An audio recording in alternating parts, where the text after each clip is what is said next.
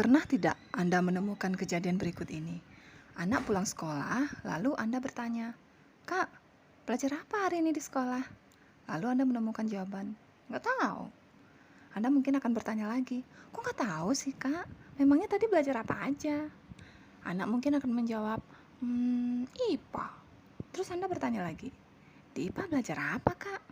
Lagi-lagi Anda mendapatkan jawaban, entah." Kalau ada yang berpikir anak tidak menaruh perhatian pada pelajaran gara-gara ini, maka tunggu dulu. Kesimpulannya tidak semudah itu. Ada faktor-faktor tertentu yang membuat anak tidak mengingat apa yang dipelajari. Faktor itu bernama faktor makna.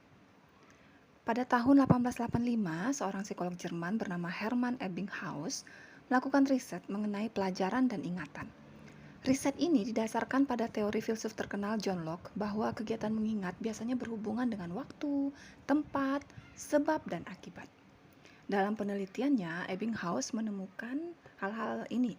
Pertama, berdasarkan studi memori, seseorang akan melupakan separuh pelajaran yang ia terima dalam 1 jam pertama. Setelah 9 jam, 60% pelajaran akan terlupakan. Dan setelah 24 jam, 2/3 pelajaran akan terlupakan. Ebbinghaus kemudian menyusun kurva lupa itu. Kurva lupa itu jadi pada 1 jam pertama dia berada pada titik puncak ya, naik ya, terus perlahan meluncur turun melandai sampai akhirnya yang diingat itu hanya sepertiga. Begitu. Nah, kemudian yang kedua, seseorang bisa mengingat sesuatu karena memiliki makna bagi dirinya. Misalnya gini nih, kalau kita nih nyekrol sosial media, terus kita nyekrol terus tiba-tiba kita ketemu sebuah foto gitu, sebuah tulisan gitu, tulisan itu panjang, tapi kita membacanya dengan tekun sampai selesai. Sementara ada tulisan-tulisan lain yang pendek, kita lewatin aja. Sementara tulisan yang panjang ini kita baca terus, dan yang anehnya poin-poin penting dalam tulisan itu kita ingat. Sementara tulisan-tulisan lain yang kita baca sambil lalu itu nggak ingat. Kenapa? Karena tulisan yang panjang ini mungkin relevan dengan diri kita. Sehingga otak kita merekam, kita mengingat apa yang ada di dalamnya. Nah, kalau kita saja yang orang dewasa seperti itu, apalagi anak-anak. Apa manfaat riset Ebbinghaus ini bagi kita? Manfaatnya gini, kita jadi bisa merancang strategi pengajaran efektif. Karena kita nih sudah tahu, sedikit banyaknya kita sudah tahu bagaimana memori kita bekerja. Jadi kita bisa merancang strategi. Strategi ini tentu saja bukan cuma bisa diterapkan pada anak, tapi diri kita juga. Nah, strategi ini berdasarkan prinsip-prinsip. Yang pertama, meski materi belajar terlupakan sangat cepat, namun memori juga bisa mengingatnya dengan sangat cepat. Ini prinsipnya. Jadi, kita sebaiknya melakukan pengulangan. Ini mirip dengan pepatah. Ingat jalan karena sering ditempuh, lancar kaji karena diulang. Jadi, semakin sering kita mempelajari sesuatu, semakin ingat kita, semakin bisa, semakin cepat kita menguasainya. Kalau untuk anak-anak ya, semakin sering kita melatih dia agar dia memiliki kompetensi tertentu, maka akan semakin besar kemungkinan dia menguasai kompetensi tersebut. Sebagai contoh nih, misalnya kita ingin menanamkan kompetensi kemampuan membaca efektif misalnya.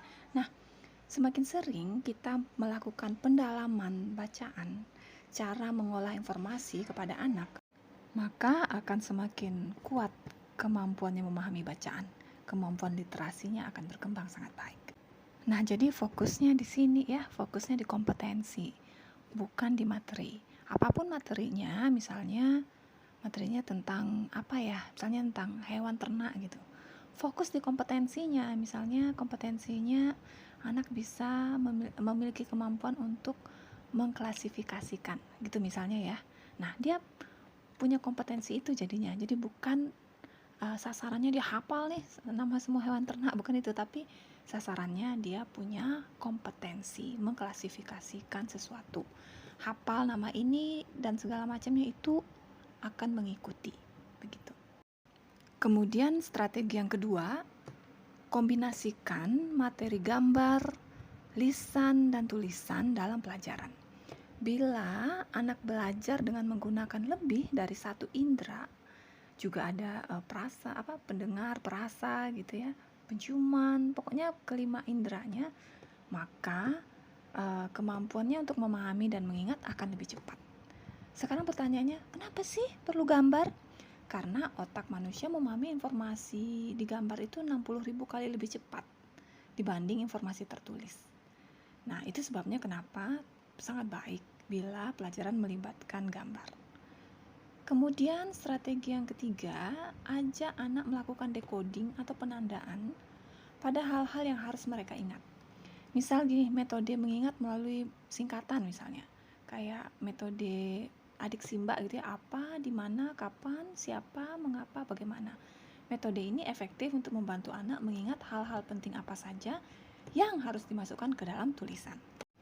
Jadi maksudnya kita bisa mengajarkan anak menemukan sebuah pola mengingat gitu ya. Kemudian saat anak membaca sesuatu, ini strategi berikutnya ya, kita juga bisa melakukan atau mengajarkan anak untuk melakukan anotasi atau menandai kalimat yang memuat informasi penting. Lalu mereka juga bisa dilatih ya untuk menulis ulang informasi itu di buku khusus. Dengan menulis sebuah informasi, kita bisa mengikat informasi itu di benak. Jadi catatan bisa dibaca kapan-kapan untuk menjaga ingatan itu tetap terpelihara ya. Nah, kemudian strategi yang kelima, anak akan lebih mudah mengingat sesuatu bila ia belajar sambil memberdayakan inderanya gitu ya, bergerak melakukan sesuatu lah gitu. Misalnya saat belajar tentang gunung gitu, dia bisa belajar membuat gunung dari doh dan melakukan eksperimen dengan cuka mungkin ya. Nah, kegiatan belajar yang seperti ini akan memberi makna bagi anak. Ketika anak menemukan makna dari pelajarannya, bonding atau ikatan antara ia dan pelajaran akan terbangun. Bila ini terus-menerus berlangsung, maka secara alamiah kecintaan belajar akan tumbuh dalam dirinya. Nah, ini adalah beberapa strategi yang bisa kita lakukan untuk membuat anak mengingat sebuah pelajaran lebih lama dan untuk membuat anak mendapatkan kompetensi dari pelajaran tersebut. Baik, demikian Maya Talk kali ini. Sampai jumpa di Maya Talk berikut yang akan membahas topik-topik lain yang juga tak kalah menariknya.